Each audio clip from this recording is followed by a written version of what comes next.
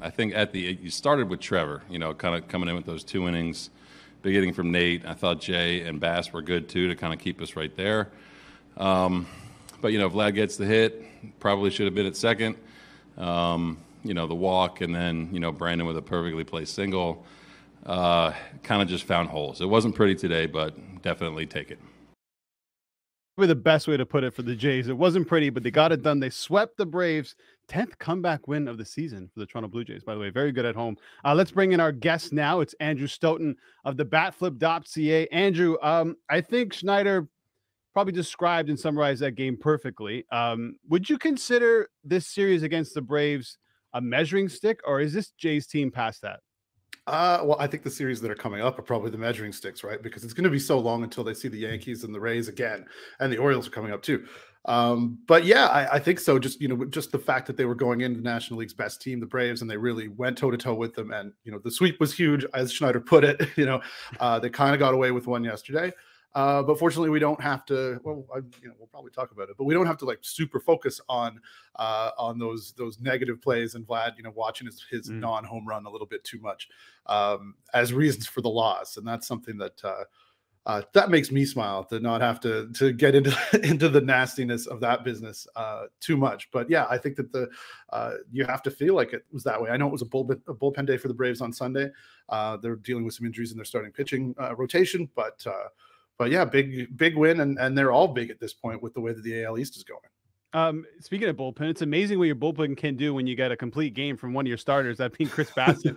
Just a couple games ago, the bullpen, they were excellent. I mean, combined to toss 5 scoreless innings. Is the recipe as simple as that? These starters need to go deeper to give their bullpen a bit more rest so they can be as good as they can be? I think that would be ideal. Yeah, obviously. I don't, just the way that the game is nowadays, you're limited to the number of bullpen, guys you can have in the bullpen, which obviously changes things. And the Jays don't really have a long man that they can go to for bulk innings. That we've seen that a bit with Richards, with Nate Pearson. But yeah, I think obviously the less that they have to work, the better that unit is going to be. And the more often we'll be able to see, as good as those guys were, the guys you want to see are like Eric Swanson and Jordan Romano. And those are guys who, came up big over the weekend as well. You mentioned there's no long man. That's fair enough. But I mean, 40 games into the season, we know, I think we should know what this team is. What has been the story so far? If you're going to break down the Jays so far this season, 40 games in, what is the main talking point? There's been several. I think that it's worked, right? Like they came into the season talking about they want to do the little things better. They want the defense to be tightened up. They wanted more balance to the lineup. There have been times where that's looked like it's less working than others, but I think that, overall that's been the story for them, that they've made those changes. They look like a good team. They're not necessarily better record-wise than they were a year ago or 2 years ago, but those things seem to be pretty sound and a good foundation for them to build on and not, do what, say, other teams have done and repeat the same mistakes over and over once they recognize that they're not working. Andrew, it looks like the platoon system at second base has kind of stopped. It looks like it's been Whit Merrifield's job to lose. When you watch him play, has he really solidified himself in that second base position, or do you still see there's going to be some shuffling in and out of the lineup as the season goes along? I mean, I think he has to right now, and that's kind of been clear out of spring training, and he played really well in September as well. I look at his track record, and I'm not sure how this is exactly happening. He's a guy who he's older, he's declined a bit, but then you watch him every day, which we've got the opportunity to do because he's just so outplayed Kevin Biggio and Santiago Espinal at second base. You're absolutely right. And he does, again, the little things. His versatility is good, but him on the base path has obviously been a weapon for them, which has been a real added bonus. The hitting, I mean, I think he's kind of out of his mind hitting right now, like compared to where not just where he has been in his career, but especially the last few years. Like he's been a below average big league hitter for a few seasons now. But happy to watch him have his success here because he's absolutely, I think, solidified that. And it's going to be tough for those guys to take that job away from him. I mean, this is a veteran who does all those other things well, that if the bat's going at all, he does give them a lot, I think. Andrew, this team has had a hell of a last 12 games. Swept by the Sox, sweep the Pirates, swept by the Phillies, sweep the Braves.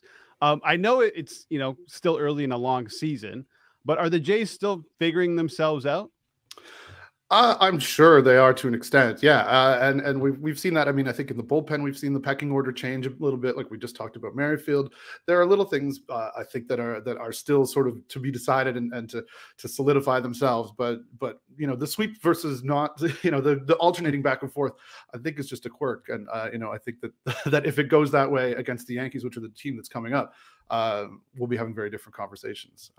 That's a big series for them at this point of the year. It is. It's a big series for Alek Manoah as well, who, of course, is on the mound tonight. I think we discussed him last time. And what was your level of concern back then? That was 2 weeks ago now. I'm assuming the level of concern is even greater now than it was back then. Is that fair to say? Yeah, it is fair to say. I mean, we've seen him do it before, which gives me a little bit of hope, or more than a little bit.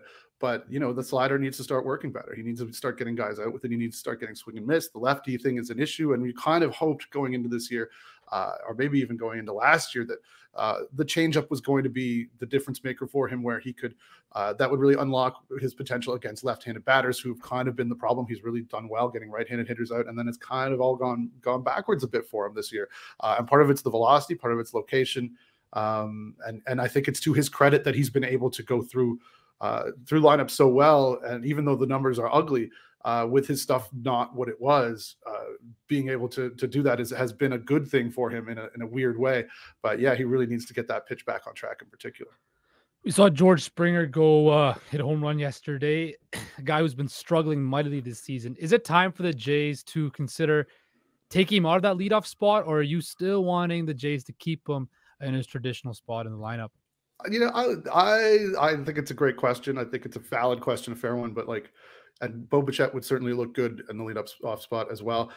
There are red flags with Springer. Everybody kind of talked about, and Nick Ashbourne of Yahoo wrote a piece about this just this week, where he was talking about, there are people think about the red flags in terms of he's not going to be on the field and healthy as much, but you're starting to see some old man stuff he's healthy, but he's still, not hitting the ball as hard as he has.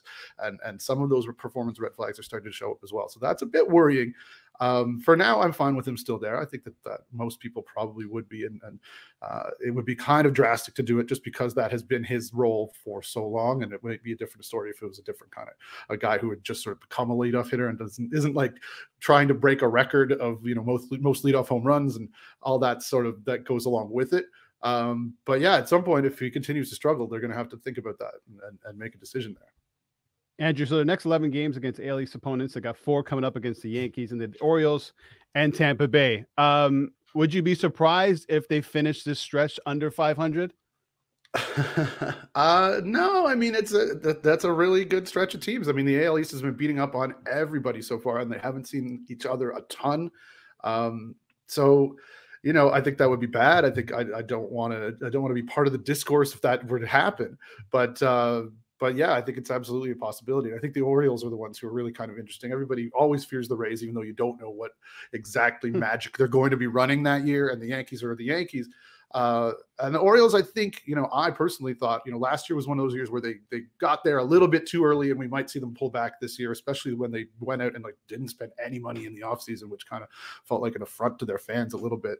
And they've really hit the ground running this year and have been really good. So those are going to be really interesting games, I think. Yeah, wrapping up against the Rays won't be easy. 31-11, 19-3 at home. So it's not going to be easy for this Jays team. Andrew, thanks so much for doing this. Let's do it again soon, man. Absolutely. Anytime, guys.